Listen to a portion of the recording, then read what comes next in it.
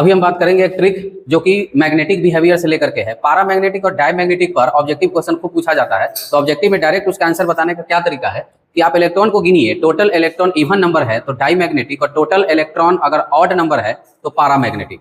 ये याद रखना है, लेकिन एक्सेप्शन आएगा ऑक्सीजन में। ऑक्सीजन में ये लागू नहीं होता है, ऑक्सीजन हमेशा पैरामैग्नेटिक होता है। अब आइए कुछ क्वेश्चन में देख लें, जैसे O2 सबके लिए पैरामैग्नेटिक, पैरामैग्नेटिक के लिए हम P से रिप्रेजेंट कर रहे हैं, ऑक्सीजन प्लस या oxygen minus, O2 plus O2 minus सबके लिए क्या होगा, पैरामैग्नेटिक होगा, चाहे वो ऑड नंबर हो चाहे वो इवन नंबर हो। लेकिन अगर दूसरा एग्जांपल देख लेते हैं, बाकी जो कि एक्सेप्शन में नहीं है, N2 में 14 इलेक्ट्रॉन होता है। N2 में कितना इलेक्ट्रॉन है, 14 इलेक्ट्रॉन। अब 14 इलेक्ट्रॉन के लिए इवन नंबर है तो डाईमैग्नेटिक, एक इलेक्ट्रॉन इसमें से माइनस करेंगे, 13 इलेक्ट्रॉन होगा, तो 13 इलेक्ट्रॉन जब होगा तो ये हो गया पैरामैग्नेटिक। फिर से देख लीजिए, N2 में एक इलेक्ट्रॉन अगर हम जोड़ देते हैं, एक इलेक्ट्रॉन जोड़ेंगे तो ये भी क्या हो जाएगा, ऑड नंबर, जो कि क्या हो जाएगा, पैरामैग्नेटिक।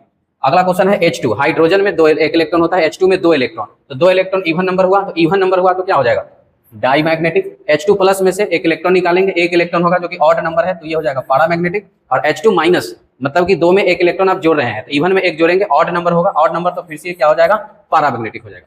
तो ये था ट्रिक मैग्नेटिक बिहेवियर को देखने का। थैंक्स।